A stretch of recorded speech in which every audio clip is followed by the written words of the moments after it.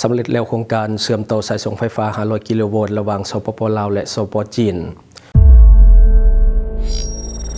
Time to shareสวัสดีท่านผู้ชมกลับมาพบกับรายการทำทูแสสำหรับพวกข่าวที่เราอยากจะนำเสนอในมื้อนี้ก็คือเกี่ยวข้องกับโครงการเชื่อมต่อสายส่งไฟฟ้า500กิโลโวลต์ระหว่างสปป.ลาวและสปป.จีนในปัจจุบันถือว่าสำเร็จ 100% เนื้อในของข่าวได้มาจากแฟนเพจประเทศลาว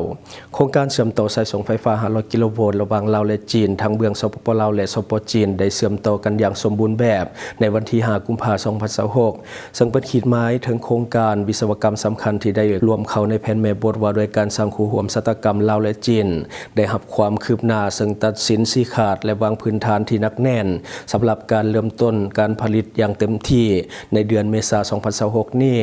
โครงการดังกล่าวเชื่อมต่อสถานีไฟฟ้า500กิโลโวลต์นม3อยู่เมืองนมแขวงอุดมไซสปป.ลาวและภาคเหนือเชื่อมต่อกับสถานีไฟฟ้า500กิโลโวลต์12ปันนา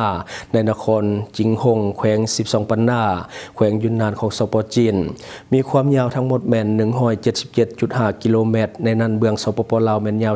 32.5 กิโลเมตรได้รับการลงทุนและก่อสร้างโดยบริษัทสายส่งไฟฟ้าแห่งชาติลาวหรือว่า EDL คิดต่อที่ได้เริ่มต้นก่อสร้างอย่างเป็นทางการในวันที่26กุมภาพันธ์2025การร่วมมืออย่างใกล้ชิดระหว่างจีนและก็ลาวได้สุขอยู่ส่งเสริมการเชื่อมต่อตลอดทางให้สำเร็จล่วงหน้าและก็แสดงให้เห็นถึงการประสานงานที่มีประสิทธิภาพและการร่วมมือตัวจริงระหว่าง2ประเทศในโครงการข้ามชายแดนที่สำคัญ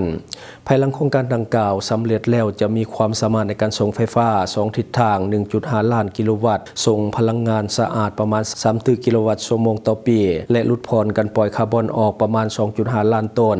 ซึ่งจะเป็น2ทางสีเขียวสำหรับการเชื่อมต่อพลังงานไฟฟ้าและการบริโภคพลังงานสะอาดในภาคพื้นแม่น้ำล้านสร้างแม่น้ำของในระหว่างการก่อสร้างทีมงานโครงการได้ยึดมั่นหลักการก็คือ ESG อย่างต่อเนื่องปรับปรุงแล้วเส้นทางให้ดีที่สุดและนำใช้เทคนิคที่ทันสมัยที่สุดและมีการปลูกพืชป่าร่วมกันเพื่อลดผ่อนการตัดไม้ทำลายป่าตามเส้นทางหลายกว่า 83% และปกป้องระบบนิเวศป่าไม้ในท้องถิ่นอย่างมีประสิทธิภาพพร้อมกันนั้นพื้นที่เก็บกู้ระเบิดได้ถูกขยายออกไปเป็น70เมตรทั้ง2ฝากของแนวเส้นทางก็คือเสริมขยายความปลอดภัยของพื้นที่อ้อมข้างโครงการดังกล่าวยังเป็นประโยชน์ต่อชุมชนท้องถิ่นโรงเรียนประถมบ้านนามอใต้ได้สำเร็จและมีการมอบการนำใช้แล้วพร้อมนี้ยังได้สำเร็จการก่อสร้างและก็มอบหับห้องสมุด CHG จำนวน5แห่งซึ่งเป็นการปรับปรุงสภาพการศึกษาในโรงเรียนท้องถิ่นของลาวโครงการดังกล่าวยังได้สร้างเวียกเหตุงานทำหลายร้อยตำแหน่งฝึกอบรมบุคลากรด้านเทคโนโลยีพลังงานไฟฟ้าในท้องถิ่นของลาวอย่างหาวหันและประกอบส่วนเขาในความสามารถในการพัฒนาของภาคพื้นโครงการเชื่อมต่อสายส่งไฟฟ้า500กิโลโวลต์ก็คือลาวและจีนมีจุดใจกลางอยู่ที่สถานีไฟฟ้า500กิโลโวลต์นม3จะรวมเอาแหล่งพลังงานสะอาดอ้อมข้างเส้นพลังงานแสงอาทิตย์และพลังงานน้ำซึ่งจะช่วยเสริมขยายความสามารถในการสนองไฟฟ้าซึ่งกันและกันระหว่างสปป.ลาวและสปป.จีนอย่างมีประสิทธิภาพและปรับปรุงประสิทธิภาพของระบบไฟฟ้าภาคเหนือของลาวสุขอยู่ส่งเสริมและก็มีการปรับปรุงและการยกระดับของโครงสร้างพลังงานและก็การพัฒนาอุตสาหกรรมของสปป.ลาวนั่นเองอันนี้คือเนื้อในของข่าวเดี๋ยวบัดนี้เรามาต่ออีกข่าวหนึ่งเกี่ยวข้องกับเรื่องของไฟฟ้าคือกันก็คือสปป.ลาวของเราและก็สปป.เวียดนามได้เล็งหัวมือด้านพลังงานก็คือเปิดแผนเชื่อมโยงไฟฟ้าและก็มีการสนองเรื่องของถ่านหินนำด้วยเนื้อในของข่าวได้มาจากแฟนเพจลาวเอ็กซ์เพรสสปป.ลาวและสปป.เวียดนามกำลังเล็งความร่วมมือด้านพลังงานและกำลังจากพบปะระดับสูงระหว่างห้องรัฐมนตรีกระทรวงอุตสาหกรรมและการค้าทั้ง2ประเทศเน้นหนักการเชื่อมโยงสายส่งไฟฟ้าและการสนองถ่านหินเพื่อสร้างความมั่นคงด้านพลังงานในภาคพื้นท่านปริญญาเอกจันทร์แสวงบุญยงห้องรัฐมนตรีกระทรวงอุตสาหกรรมและการค้าของลาวได้ให้การต้อนรับท่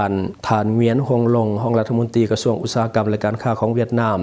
ในวันที่4กุมภาพันธ์ที่ผ่านมาเพื่อหารือเรื่องของแผนการร่วมมือที่จะทะเยอทะยานในแขนงการพลังงานและก็ตามการรายงานของกระทรวงอุตสาหกรรมและการค้าจุดเด่นของการพบปะกันในครั้งนี้เป็นการปรึกษาหารือโครงการเชื่อมโยงสายส่งไฟฟ้าแรงสูง500กิโลโวลต์ทั้งหมด5โครงการที่มีกำลังการผลิตรวมเกือบ 10,000 เมกะวัตต์ประกอบมีโครงการฮัสซันควอนตัม 1,733 เมกะวัตต์และโครงการเซบังเฮียงลาวบาวมี 2,460 เมกะวัตต์โครงการต่อมาก็คือโครงการพงศัพท์ทวีพานคำเกิดฮาว บิง2 4,260 เมกะวัตต์และโครงการต่อมาก็คือบริคำไซเสียงขวางผ่านหัวพันฮาวบิง2 1,500 เมกะวัตต์โครงการอื่นๆที่เชื่อมต่อผ่านสถานีรวมก็คือ500 กิโลโวลต์นอกจากนั้นทั้งสองฝ่ายยังได้หารือแผนเรื่องของการซื้อขายไฟฟ้าระยะปี 2026 หาปี 2030 และยุทธศาสตร์หลังปี 2030 เพื่อรับประกันความมั่นคงทางด้านพลังงานในระยะยาวนอกเหนือจากไฟฟ้าแล้วการสนองถ่านหินจากลาวก็เป็นอีกหนึ่งวาระสำคัญสปป.ลาวได้นำเสนอข้อมูลเกี่ยวกับเรื่องของท่าแห่งด้านทรัพยากรถ่านหินพร้อมทั้งหารือรูปแบบการร่วมมือกลไกราคาระบบโลจิสติกส์และวิธีการส่งออกที่เหมาะสมฝ่ายเวียดนามได้แสดงความสนใจอย่างจริงจังต่อกับการนำเข้าของถ่านหินจากสปป.ลาวเพื่อสนองให้กับอุตสาหกรรมภายในของเวียดนามพร้อมทั้งตกลงกำหนดจุดประสานงานของแต่ละฝ่ายเพื่อเล็งการจัดตั้งปฏิบัติในระยะต่อไปขยายความร่วมมือสู่น้ำมันเชื้อไฟท่านปริญญาเอกจันทร์แสวงบุญยงยังได้เสนอให้เวียดนามสนับสนุนลาวในการก่อสร้างคลังสำรองน้ำมันและการระบบเรื่องของท่อส่งน้ำมันเพื่อเพิ่มความมั่นคงทางด้านพลังงานและอำนวยความสะดวกในการค้าขายและการลงทุนระหว่างสองประเทศการพบปะครั้งนี้สะท้อนถึงความมุ่งมั่นของทั้งสองประเทศในการหัดแนนใช้พัวพันธ์ด้านพลังงานพร้อมทั้งสร้างโอกาสใหม่ๆให้แก่การพัฒนาเศรษฐกิจและการความมั่นคงของภาคพื้นอาเซียนตะวันออกเฉียงใต้และทั้งหมดก็คือในของข่าวที่เราเอามานำเสนอในมื้อนี้หวังว่าท่านจะได้รับสาระดีๆสำหรับท่านที่วงรายการเฮาอยู่คิดเห็นจะได้กับสิ่งที่มานำเสนอไปก็อย่าลืมฝากไว้ภายใต้คอมเมนต์ของเฮา